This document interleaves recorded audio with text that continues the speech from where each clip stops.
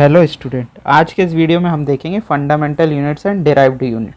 Okay, तो जैसा हमने पिछले ही वीडियो में देखा था कि हमारे पास जो फंडामेंटल यूनिट्स हैं मेनली कितनी है, 7 है। ओके, जो कि हमने बता भी दिया था कि भाई अलग अलग, जैसा हम देखें यहाँ पे हमारे पास 7 है और हमने उनको क्या किया, अलग अलग नाम या फिर हम नेम जो है उनका मास, जैसे कि मास को हम किससे रिप्रेजेंट करते, एम से रिप्रेजेंट करते और यूनिट जो हो जाती है उसकी केजी हो जाती है। ओके, हम देखते हैं भाई डिराइव्ड यूनिट क्या होती है। डिराइव्ड यूनिट जो है मेनली डिपेंड करती किस पे, फंडामेंटल यूनिट्स पे। जैसा हमने देखा 7 फंडामेंटल यूनिट है, अब उन्हीं से बहुत सारी यूनिट्स निकलती जाएंगी और बहुत सारी क्वांटिटीज़ मतलब कि निकलती जाएंगी, जो कि हम इस चैप्टर में पढ़ेंगे या इस टॉपिक पे पढ़ेंगे पर्टिकुलरली। ओके, तो जैसे हम देखते एरिया हो गया है ना, एरिया हमारे लिए क्या होता है, एरिया को हम क्या बोलते हैं बेटा, लेंथ इनटू ब्रेथ है ना। अगर नॉर्मली रेक्टेंगल दिया आपको है ना, 2D फिगर है, अगर अपन बोले तो length into breadth. Okay, volume जैसे कि अगर हम बोले length into breadth into height, या क्यूब है तो अपन क्या बोलते हैं, ए क्यूब आप लोग नॉर्मली फॉर्मूला हो गया। तो ये क्या कर रहे हैं, मतलब कि अगर हम बोले यहाँ पे एक तरीके से डिराइव कर रहे हैं, किससे डिराइव कर रहे हैं, लेंथ से डिराइव कर रहे हैं ना, ये दोनों में। सिमिलरली अगर हम स्पीड की बात करें, स्पीड क्या है, डिस्टेंस अपॉन टाइम, जैसा आपने 9th में पढ़ा होगा।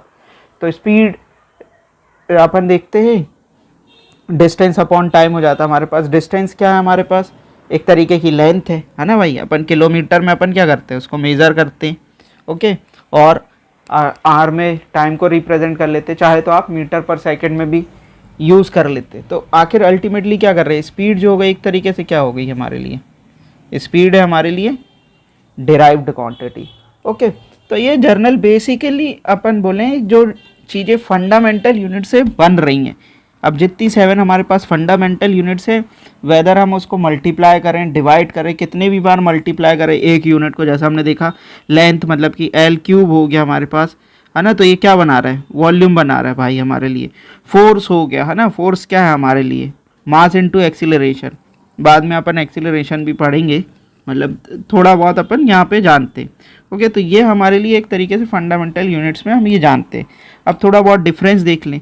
ठीक है, फंडामेंटल यूनिट्स क्या है हमारे लिए, नॉर्मली जो 7 यूनिट्स है ये इंडिपेंडेंट है, ठीक है, किसी पे डिपेंड नहीं करती। लेकिन जो डिराइव्ड यूनिट है वो क्या करेंगी बेटा, डिपेंड करेंगी एक दूसरे पे। जैसे अभी हमने देखा फोर्स है, फोर्स क्या बना रही भाई, फंडामेंटल यूनिट मास था और एक्सीलरेशन अपन बोले तो वो तो डिराइव्ड बना है खैर, लेकिन एक तरीके से अपन बोले फोर्स खुद भी डिराइव्ड यूनिट है। अगर बोले न्यूटन जो उसकी यूनिट हो जाती है, तो ऐसे करके अगर हमारे पास बहुत सारी यूनिट बनेंगी।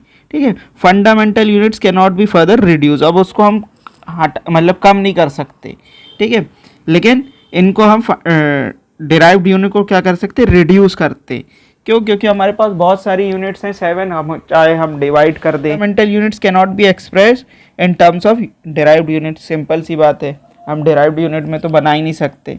लेकिन डिराइव्ड यूनिट को हम क्या कर सकते, एक्सप्रेस कर सकते इन टर्म्स ऑफ फंडामेंटल यूनिट। और अपने पास फंडामेंटल यूनिट 7 है, जैसा मैंने पहले ही बताया। ओके, यहाँ पे जो है अपन बोलते हैं बहुत सारी हैं, बोल दें इनफाइनाइट है, अगर बोल दें तो है ना, वो भी सही है। अब 7 फंडामेंटल यूनिट, जैसे कि अपन ने लेंथ की देखी थी मीटर, मास की किलोग्राम, टाइम की सेकेंड, ठीक है, टेम्परेचर की kelvin, okay, amount of a substance की मोल, देन करंट की एम्पेयर, और ल्यूमिनस इंटेंसिटी ऑफ लाइट अगर हम बोले कैंडला।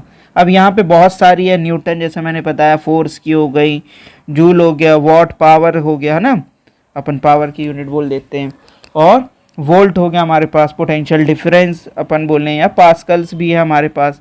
ओके, सेल्सियस अपन बोलते हैं भाई, टेम्परेचर में हो जाता कितने डिग्री, अपन बोलते हैं ना सेल्सियस 32 डिग्री है, 40 डिग्री है, जैसा भी है।